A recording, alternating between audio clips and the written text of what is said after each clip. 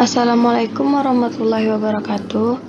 Saya Widya Safitri dari kelompok 9 mata kuliah metode survei akan membahas makalah yang berjudul Kepuasan Mahasiswa D3 Statistika 2018 terhadap layanan GoRide.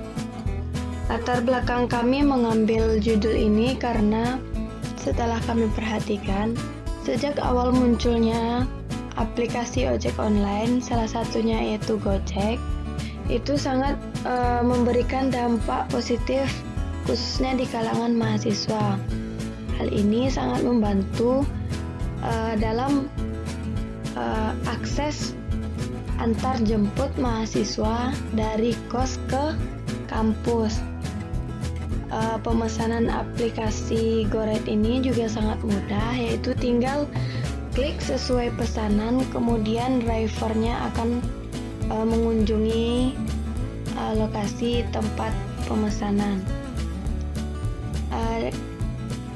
Layanan yang ditawarkan oleh Gojek ini juga beragam, ada GoRide, GoFood, GoSend, dan yang lainnya.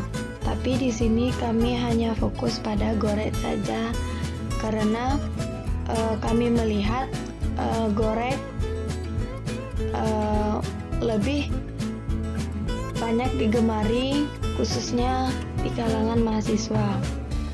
Nah, untuk membuktikan hipotesis kami tersebut, maka kami mengangkat dua rumusan masalah. Yang pertama yaitu bagaimana persepsi pengguna terhadap pelayanan Gojek. Yang kedua, layanan apa saja yang sering digunakan pada aplikasi Gojek. Tujuan penelitian kami yang pertama mengetahui persepsi pengguna terhadap pelayanan Gojek, mengetahui layanan yang sering digunakan pada aplikasi Gojek. Untuk manfaat penelitiannya ada dua. Yang pertama yaitu manfaat teoritis, di mana penelitian ini diharapkan dapat menambah wawasan dan dapat dijadikan acuan bagi peneliti yang melakukan penelitian lebih lanjut. Untuk manfaat praktisnya terbagi atas 3. Yang pertama bagi bidang pemasaran, di mana pada bidang ini dapat membantu pemasar memperoleh informasi yang dapat dijadikan sebagai bahan masukan dan pertimbangan dalam menarik intensi pengguna untuk bertransaksi kembali, serta nilai yang dipersepsikan pelanggan dalam menggunakan jasa transportasi Gojek. Sedangkan bagi konsumen, itu dapat dijadikan wawasan untuk memahami kualitas layanan ataupun pelayanan dan kepuasan konsumen. Bagi pengusaha, penelitian ini dapat dijadikan bahan masukan untuk lebih memahami kepuasan konsumen sehingga dapat meningkatkan kualitas pelayanan yang lebih optimal. Untuk rancangan survei kali ini, pada kasus ini kami menggunakan teknik simple random sampling dengan beberapa alasan. Yang pertama yaitu populasi yang kami ambil itu bersifat homogen. Yang kedua, teknik ini juga dapat mempercepat hasil survei sehingga menghemat waktu. Yang ketiga, walaupun hanya menggunakan sebagian dari populasi, tapi hasil penelitian ini dapat dipertanggungjawabkan karena ciri khas dari simple random sampling ini di mana sampelnya mampu menggambarkan karakteristik dari populasi. Target populasi dari penelitian ini adalah mahasiswa D3 Statistika 2018, Fakultas Matematika dan Ilmu Pengetahuan Alam, Universitas Negeri Padang yang berjumlah 78 mahasiswa. Berikut anggota populasinya. Dari anggota populasi ini, kami mengambil sampel sebanyak 30 dengan cara diundi atau random. Untuk metode pengukurannya, kami menggunakan kuesioner yang telah dibuat menggunakan Google Form dengan link seperti yang tertera pada layar. Kemudian, Kuesioner yang telah kami buat ini kami bagikan kepada responden atau sampel yang telah terpilih tadi. Untuk analisis datanya, kami menggunakan dua uji. Yang pertama yaitu uji validitas, di mana uji validitas ini digunakan untuk mengukur syah atau valid atau tidaknya butir kuesioner. Kuesioner dikatakan valid jika butir pertanyaan kuesioner mampu untuk mengungkapkan sesuatu yang akan diukur. Nah, sedangkan untuk mengetahui apakah kuesioner yang kita susun tersebut mampu mengukur apa yang hendak kita ukur, maka perlu diuji dengan uji korelasi antar skor atau nilai tiap-tiap item pertanyaan dengan skor total kuesioner tersebut. Di sini kami telah menetapkan skor masing-masing item, yaitu di mana 1 itu sangat tidak setuju, skor 2 tidak setuju, skor 3 setuju, skor 4 sangat setuju. Setelah memberikan skor, lalu kami olah datanya menggunakan software Microsoft Excel. Nah, ini hasil kuesioner yang telah kami bagikan tadi. Ada 17 item pertanyaan yang kami berikan. Kemudian, dari hasil kuesioner ini, kami mengolahnya. Nah, pada bagian ini, kami menginputkan skor secara numerik ke dalam masing-masing pertanyaan, seperti yang terlihat pada layar. Kemudian langkah pertama untuk menguji validitasnya di sini, yaitu yang pertama, kita menghitung terlebih dahulu total per masing-masing responden, di mana satu responden itu ada 17 pertanyaan. Jadi untuk responden pertama itu jumlahnya 62 dengan rumus sum, kemudian blok kolom mulai dari item pertanyaan pertama sampai item pertanyaan 17 begitu selanjutnya. Kemudian di sini kami juga menghitung nilai RXY, nilai hitung, dan R-tabel. Nah, untuk mengetahui apakah item dari pertanyaan kami itu valid atau tidaknya, itu dapat kita lihat dengan membandingkan nilai R-hitung dengan R-tabelnya. Apabila nilai R-hitung besar dari R-tabel, maka pertanyaan dikatakan valid. Sedangkan jika R-hitung kecil dari R-tabel, maka pertanyaan dianggap tidak valid. Untuk perhitungan rumusnya, dapat kita hitung seperti pada layar, rumus RXY, R-hitung, dan R-tabel.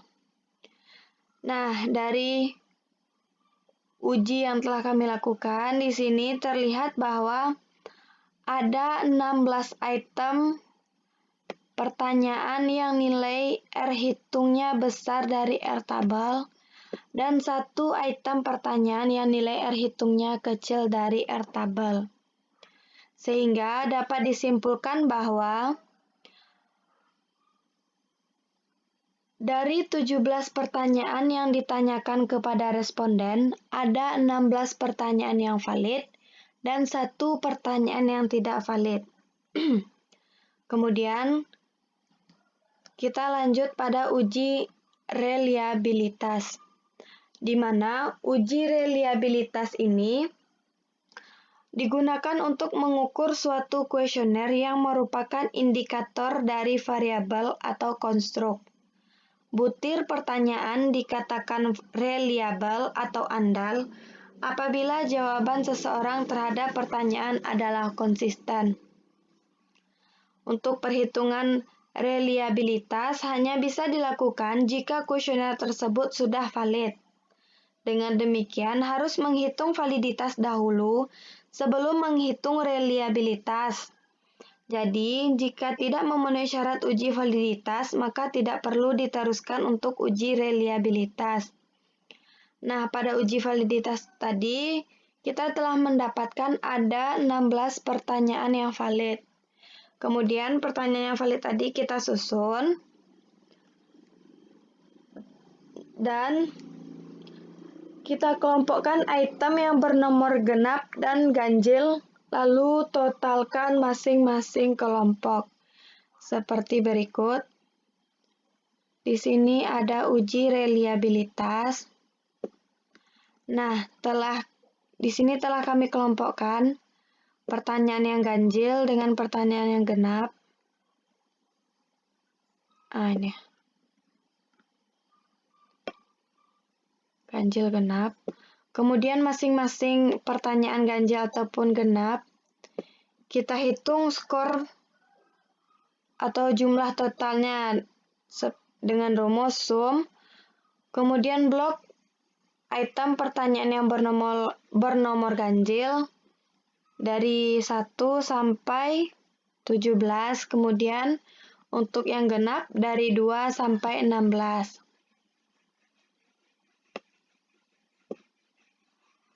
Setelah itu, kita lakukan perhitungan nilai korelasinya dengan rumus seperti pada layar. Nah, untuk korelasi R itu 2R per 1 tambah R. Nah, di sini nilai korelasi yang didapatkan yaitu 0,88, 2R 1,76, 1 tambah R 1,88, dan R sama dengan 0,91. Nah, ada keterangannya, R itu Spearman-Brown, di mana R itu sama dengan 2R per 1 tambah R. Yang kita lihat di sini, atau yang kita bandingkan, yaitu nilai R-nya sebesar 0,938167,183. Karena nilai R ini besar dari 70%, maka dapat diartikan bahwa data angket memiliki tingkat reliabilitas yang baik, atau dengan kata lain, data hasil angket dapat dipercaya. Kemudian,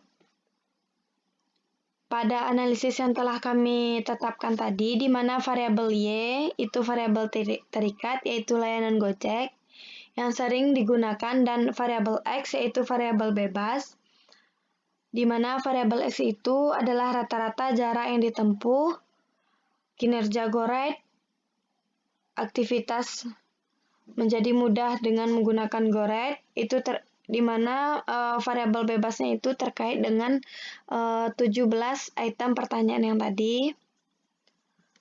Kemudian kita juga melakukan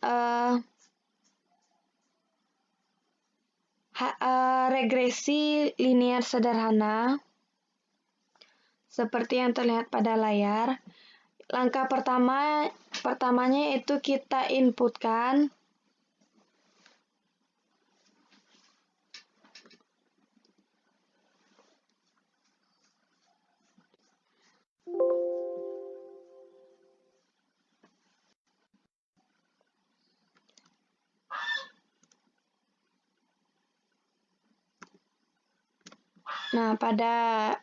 seperti pada yang terlihat pada layar, kita inputkan nilai masing-masingnya, yang skor yang telah kita tetapkan tadi ke dalam software Excel. Kemudian kita regresikan. Di sini yang kita perhatikan yaitu nilai regression statistiknya. Ini merupakan persamaan regresinya, koefisiennya. Nah, persamaan regresi umum yaitu Y sama dengan A tambah B1 X1 dan B2 X2 tambah epsilon.